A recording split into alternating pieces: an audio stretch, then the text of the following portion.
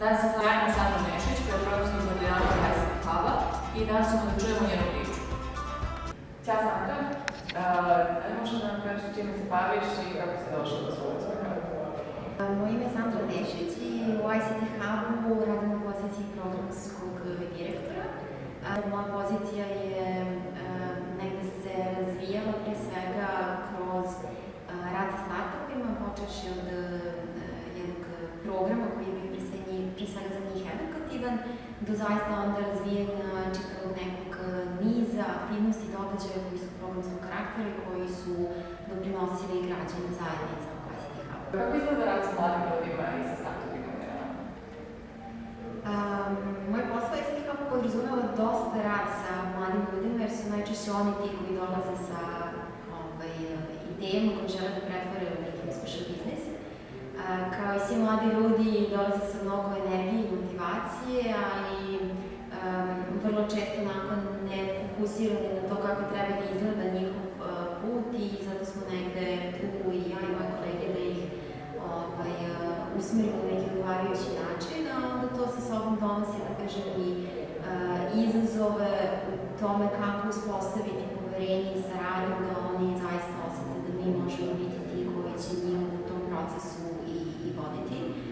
Moj rad sa startupima u praksi izgleda tako što uglavnom funkcionišemo oko nekih programskih sadržaja i programa koji traju nekad 2 nedelje, nekad mesec dana, nekad i 3 meseca. Svi oni uglavnom dolaze sa nekim idejama i prilično nejasnim putem kako te ideje razvijaju. I ti neki formalni momenti gde se viđemo u nekim kratkim sastancima od 10-15 minuta kako bismo videli gde smo i šta su nam neki drugi koraci i sledeći koraci, ali vrlo često to budu i neka neformalna ćaskanja ili nam je lakše da bismo se onako bolje ispričali, kvalitetnije da odemo na neku kafu. S obzirom na to da je predaješ na fakultetu i da si programski direktor, kako su ti prepreke bile na celom tom putu dolaska na sve te pozicije?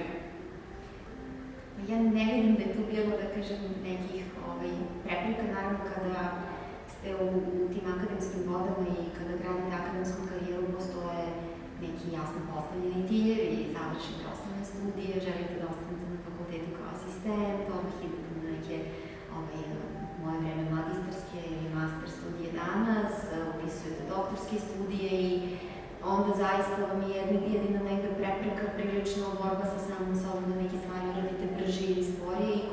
Reci mi šta ne voliš od tvojih poslova ili šta voliš?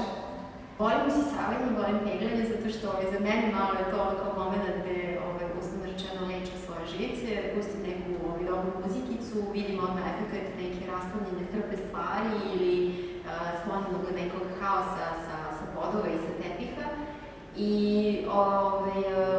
osjećam da sam nešto završila i da sam mirna neko značajno vreme u budućnosti, da neću morati ponovno da se bavim takvim nekim repetitivnim poslom. Kuvanje je recimo nešto što manje uživam i što možda negde nikad nisam imala dovoljno vremena da zavolim na način na koji je potrebno kuvanje zavoliti. Za kraj, možeš da nam kažeš šta možeš da poručiš na budućim modernim poslovnim uspešnim ženama?